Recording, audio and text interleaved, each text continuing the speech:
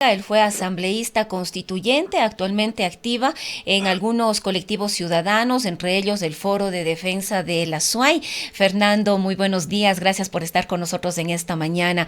Pues vemos que ya se van aclarando algunos temas relacionados a las elecciones del año 2025 en estos procesos de democracia interna que se están desarrollando. ADN, el movimiento oficialista, es el primero ya en definir sus candidaturas de cara a lo que será el próximo proceso electoral. Tenemos ya prácticamente con las elecciones que se dieron, estas elecciones internas en ADN que se dieron la mañana de ayer, a un presidente candidato quien ha sido ratificado al interior de su movimiento como el candidato que además llega a este proceso electoral con una intención de voto, de acuerdo a Comunicaliza, una de las encuestadoras del país, con un 33% de aceptación. El día de hoy conoceremos a los candidatos tanto de Pachacuti, lo más probable es que sea el titular de la CONAIE, Leonidas Issa, y de la Revolución Ciudadana. Si es que se mantiene este movimiento acorde a las disposiciones de su líder, Rafael Correa, muy probablemente la candidata será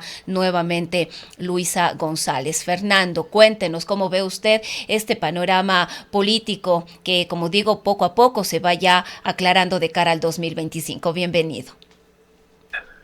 Muy buenos días a Susanita y a toda la audiencia de Antena 1. Bueno, un poco lo que se ha ido previendo es que vamos a tener mm, un, como digamos, un stock de candidatos que no cambian mucho el panorama, ¿no? Los mismos movimientos o pseudo movimientos que existen, ¿no es cierto? Van a elegir a sus candidatos con esta suerte de pseudo democracia también, porque no se eligen los candidatos propiamente democráticamente con el voto de los ciudadanos adherentes, sino que hay unos dueños de los partidos, de los movimientos, de las galladas políticas que designan al candidato y que luego, pues a mano alzada, todos eh, ratifican lo elegido por el dueño del emprendimiento, ¿no? Y en el caso de Nova, pues estaba previsto que así sería. Ahora escogieron una vicepresidenta de entre sus allegados de la burocracia con la que está gobernando. Obviamente, ahora ya no será una candidata tan escogida al apuro como fue en la primera vez que escogió a la señora Abad, ¿no? Que se montaron en el caballo de espaldas desde el comienzo el uno al otro. En el tema de las izquierdas, pues era previsible el fracaso de lograr una plataforma única con candidato único, la unidad ¿Usted de las cree, izquierdas. Fernando, perdón que le interrumpa, que usted cree que realmente ya fracasó eso el día de ayer, anteayer en realidad tuvieron los líderes de estas organizaciones políticas que se autoconvocaron una nueva reunión para plantear la conformación de un plan único de gobierno de cara al futuro de este país y al futuro de las mismas izquierdas? ¿Cree usted que ya fracasó? El único que se ha salido oficialmente de esta unidad es Unidad Popular, pero el resto se mantiene con AYE, la Revolución Ciudadana, el Partido Socialista. No sabemos más bien si los tiempos les va a alcanzar, pero ¿usted cree que ya ha fracasado este intento? Bueno, ya lo ha dicho el propio dueño del correísmo, pues él no está dispuesto a negociar A ceder su la candidatura.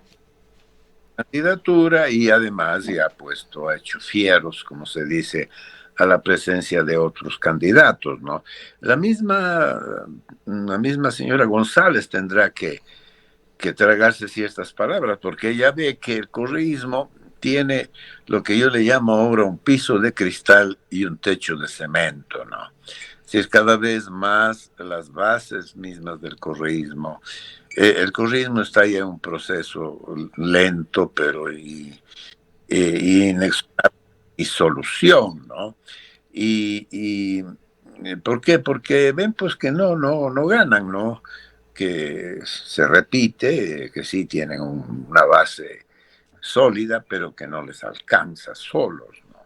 Pero claro, para hacer alianza tienen que unirse con los que ellos llaman la derecha, porque ellos también son de derecha. Habría que empezar discutiendo si existen realmente izquierdas en el Ecuador. Habrá personas que se inclinan con ciertos valores de la izquierda, pero que hayan partidos con verdaderos programas de izquierda, no creo que los haya, ¿no? Y si los hay, pues no tienen ninguna fuerza ni ninguna, no aportan nada a una elección. Por ejemplo, el Partido Socialista, pues no tiene mucho que aportar, ¿no? Sus bases son muy exiguas y así por el estilo, ¿no? Entonces, eh, digamos, uno sumado de 0,0, pues no aporta mucho a aumentar el volumen de votantes en favor de la propuesta, ¿no? Entonces, yo creo que vamos a tener de nuevo una polarización en este caso, entre el oficialismo y el correísmo, ¿no? Quizá el correísmo logre hacer alguna otra alianza, pero de poca significación, me parece a mí. Entonces, quien pueda ganar en las próximas elecciones, obviamente Noboa tiene la sartén por el mango, tiene un discurso muy, ¿cómo diríamos? Más o menos como era Correa, ¿no? Que da por hechas las cosas que están por hacer, ¿no? Y todo está pendiente, pero él ya da por hecho, inaugura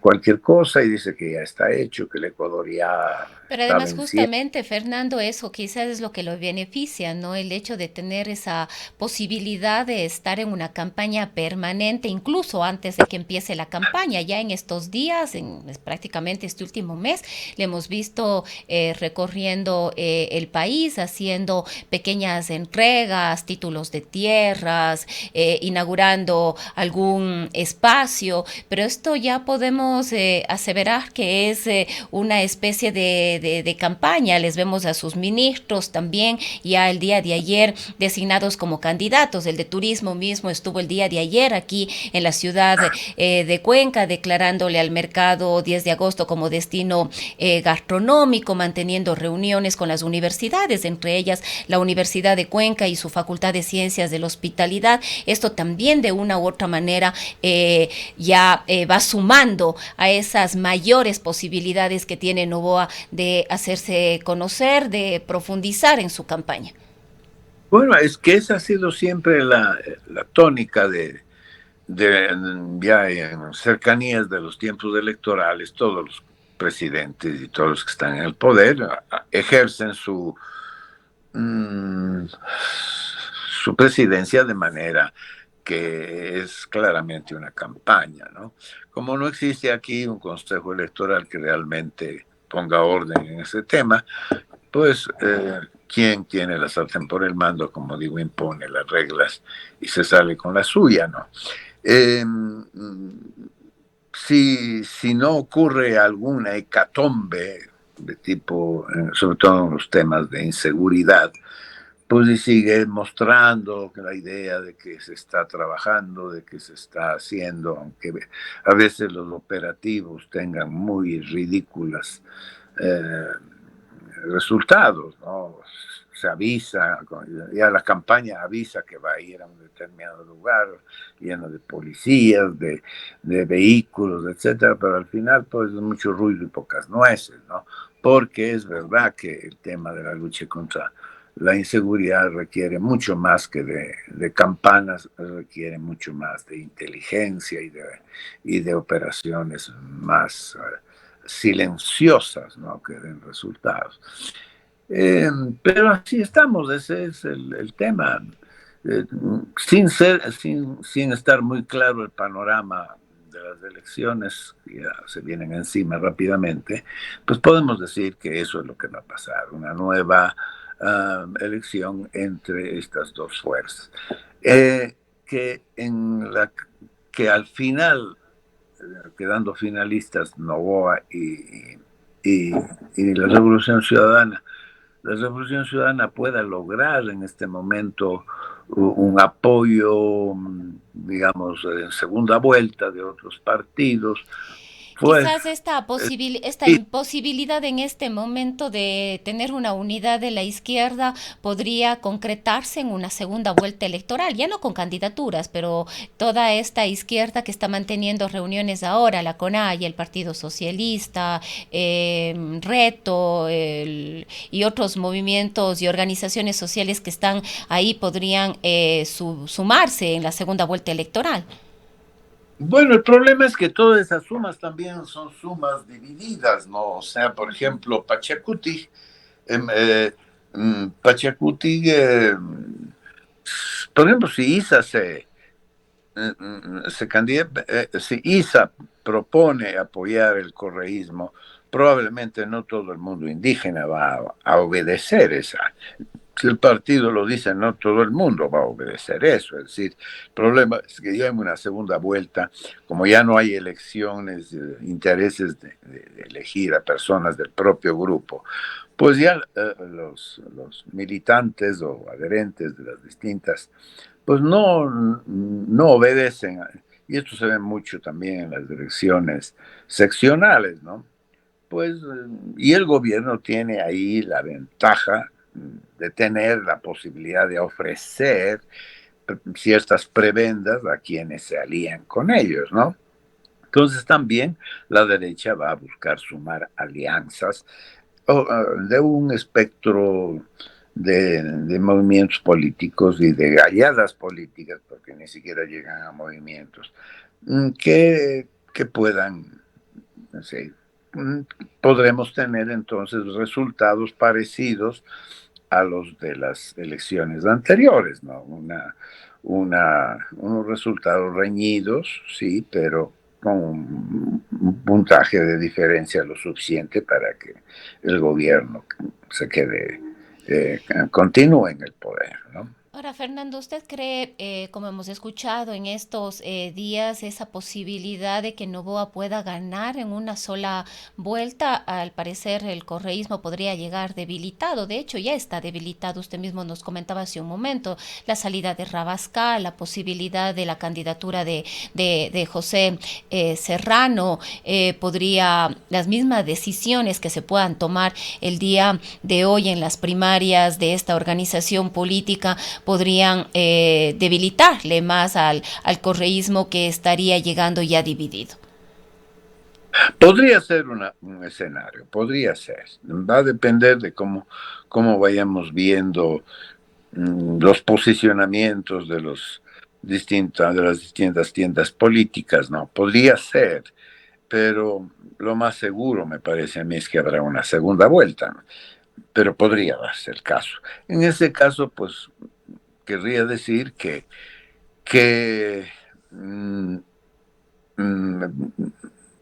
no representaría todavía una esperanza de cambio, ¿no es cierto?, frente al tema de la inseguridad, frente a una decepción por el cambio en ese mismo aspecto, porque muchos sectores del correísmo se han ido vinculando muy fuertemente precisamente con las estructuras de inseguridad. Yo creo que aquí quien le ha hecho el trabajo de mayor sustento, yo diría, a la figura de Novoa ha sido el trabajo de la fiscal. La fiscal con los casos que ha llevado adelante, las sentencias que se están dando y ciertos resultados magros de la policía que logra desarticular algunas bandas, meter presos a algunos, aunque otros se escapan, en fin. Pero la gente sí tiene la sensación de que algo se está haciendo, aunque lo que se propagandiza no refleja del todo la realidad. Hay mucho ahí de ilusión, demostrar que lo que se quisiera hacer ya está hecho y no es verdad. Y no es verdad. Pero de todas maneras, como hoy en esta era de la posverdad, ganan quienes tienen el control de los medios de comunicación y de las redes sociales. Y en este sentido, pues, tanto el correísmo como el ADN tienen herramientas de redes sociales que van creando pues estos discursos que se vuelven hegemónicos por lo menos en las redes sociales, ¿no? O se polarizan en las redes. Vamos a tener una gran polarización, como siempre en las redes sociales, ¿no? Ahora, Fernando, ayer ADN realizó sus primarias, el día de hoy Pachacutic, la Revolución Ciudadana y hasta el 17, si no me equivoco, el resto de organizaciones políticas. Pero estas primarias también son una ilusión, es decir, ¿cuánto, cuán reales son estas elecciones primarias que están realizando por obligación las organizaciones políticas, porque así dispone el Código de la Democracia, pero el objetivo real de que sean las bases las que se pronuncien a través de algún proceso transparente, democrático, en realidad no se cumple? Bueno, eso ya lo había mencionado hace un Ujú. momento, ¿no? No existe realmente la democracia participativa en las elecciones primarias, porque no existen partidos políticos, no existe ni ideología, no existe estructura democrática, de tal manera que, como digo, pues los seguimos, perdón, perdón, Salud. seguimos con partidos políticos que antes los partidos tenían gerentes propietarios. Yo diría ahora tenemos líderes emprendedores, ¿no? Porque para mí ahora los partidos o movimientos políticos son emprendimientos económicos, ¿no? Porque lo que buscan es arañar una migaja del poder para poder ubicarse en un puesto público que les permite obtener un salario, ¿no? Y a través de ese salario lograr influencias y lograr hacer algún que otro negocio. Me parece a mí que así está funcionando la política, ¿no? Y pero no existe la búsqueda, no existen programas. Por eso, a 8 días de tener que presentar la candidatura conjunta en estas alianzas, recién se nombra una comisión para recién ver cómo se puede elaborar un Un plan. pliego, un programa de gobierno. Eso es muestra la debilidad, o sea, llegas tú a las líderes políticas sin un programa, ¿no? Y ese programa tampoco es fácil de consensuar porque ahí se juegan intereses muy contrapuestos, ¿no? Entre las personas que quieren estar al frente del poder que se puede alcanzar mediante las elecciones, ¿no? No sé, una cosa hay que estar atentos a ver es cómo se reconforma la asamblea, ¿no? Es posible que la asamblea, es muy posible que la asamblea en esta ocasión no tenga tanto el correísmo, es muy posible que retroceda en esta asamblea en cuanto a su importancia, ¿no? A su número de curules, Ujú. porque hay un debilitamiento, ¿no? Hay un debilitamiento y hay un cierto agotamiento del discurso correísta, ¿no? Ahora, Fernando, bueno, yo quisiera salirme un poquito del tema electoral para en estos últimos minutitos que nos quedan hablar con usted sobre este nuevo intento del gobierno nacional a través de este llamado a las autoridades locales, prefecto de la SUAY, alcalde de Cuenca, los presidentes de las juntas parroquiales de Victoria del Portete y se me escapa la otra para avanzar, se ha dicho, para mantener reuniones que permitan avanzar en la intención de desarrollar en la comunidad de Escaleras esta consulta previa, libre e informada para adelantar este tema con la mira de continuar con la explotación del proyecto Loma Larga. No hemos sabido si a la final las autoridades se reunieron, no se reunieron. Hubo una carta del Cabildo Popular por el Agua a las autoridades solicitándoles precisamente atención respecto de este tema, cuando además hay algunos pendientes que no se han cumplido, ni siquiera hay la norma que permita llevar adelante esta consulta. ¿Qué conoce usted al respecto? Bueno, ese sí es un problema serio y es un problema serio de política pública de Estado, ¿no? El Estado ecuatoriano, a través de sus autoridades, ha tomado una decisión trágica para el Ecuador, que es explotar, como dé lugar, los minerales que desgraciadamente compiten con el agua, compiten con la biodiversidad y compiten con la diversidad cultural también y la autonomía de los pueblos y de los territorios, ¿no? Desgraciadamente, esa decisión que ya partió de la declaración de Correa de que no podíamos ser pobres sentados en sacos de oro, pues resulta que se ha convertido en la fiebre del oro.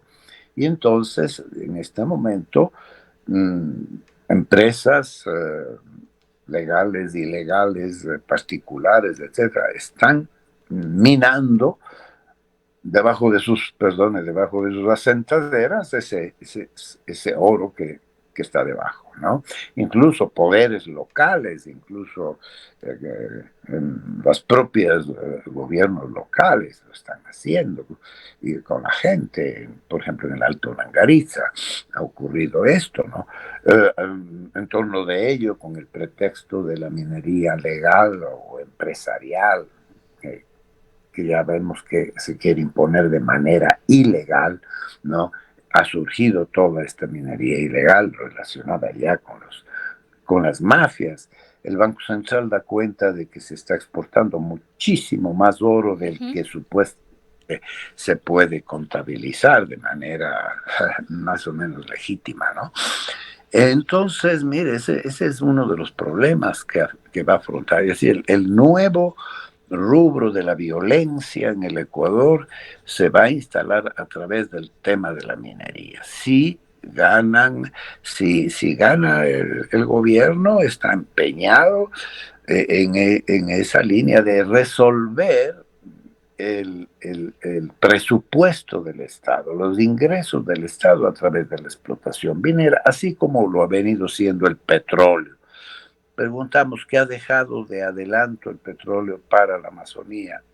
Muy poco, mucha destrucción, pues el tema de la minería también en la Amazonía, en la sierra, en este rato, en los páramos, va a ser un desastre porque va a terminar con los recursos naturales que son necesarios para la sustentabilidad de la vida de las ciudades, ¿no?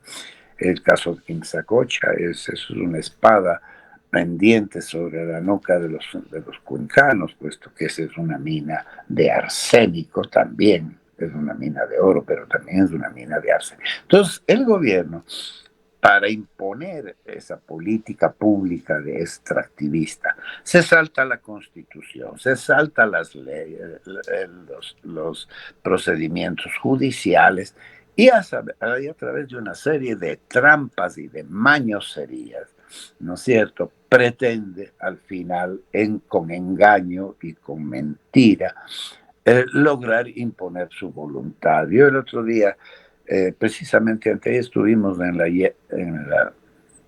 Yacu Huasi, hablando de estos temas con la gente de la Victoria del Portete. Yo les decía, esto es como un padre de familia, el Estado es el padre de familia, ¿no? Y vea que tiene unas hijas preciosas y ve que hay unos malandros por ahí que quieren abusar de ellas, que quieren simplemente violarlas, ¿no?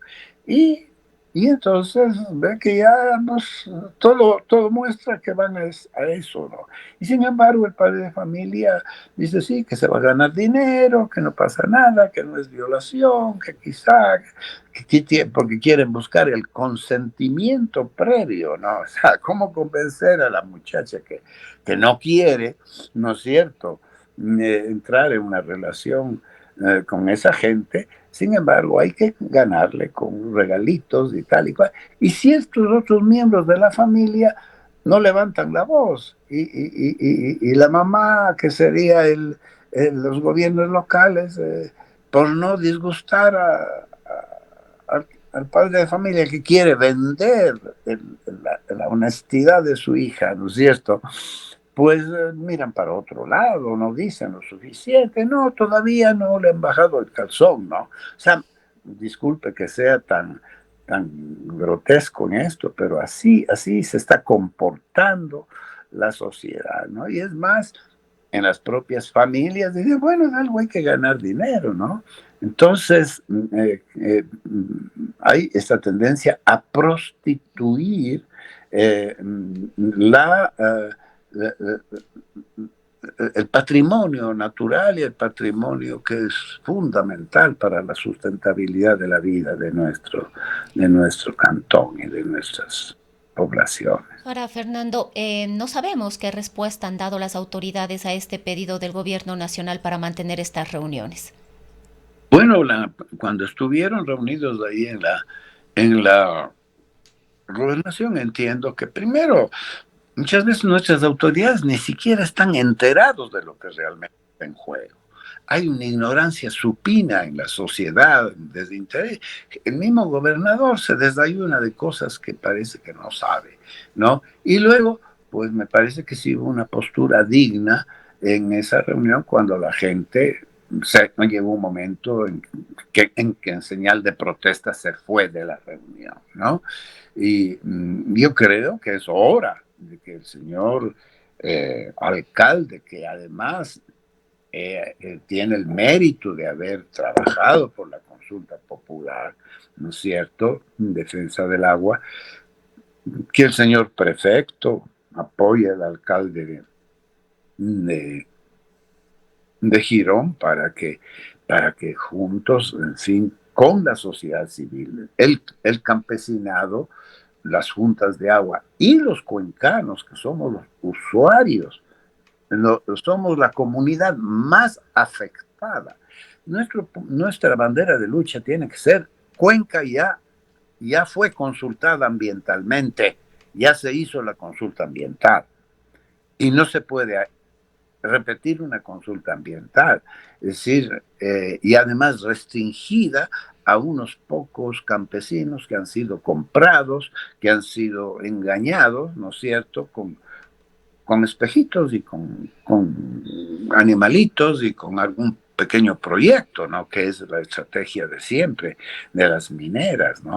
Siempre la minera entra ofreciendo no el oro, sino el moro, porque oro se lo van a llevar, ¿no? Y a nosotros nos van a dejar el moro, que son la contaminación, la destrucción, la contaminación de las aguas, etcétera, ¿no? Bueno, queremos agradecerle, Fernando, por habernos acompañado en esta mañana.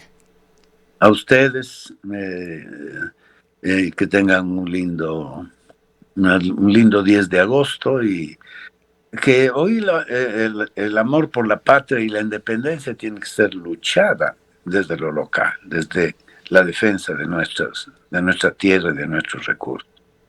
Muchísimas gracias, Fernando. Son las 8 de la mañana con 13 minutos.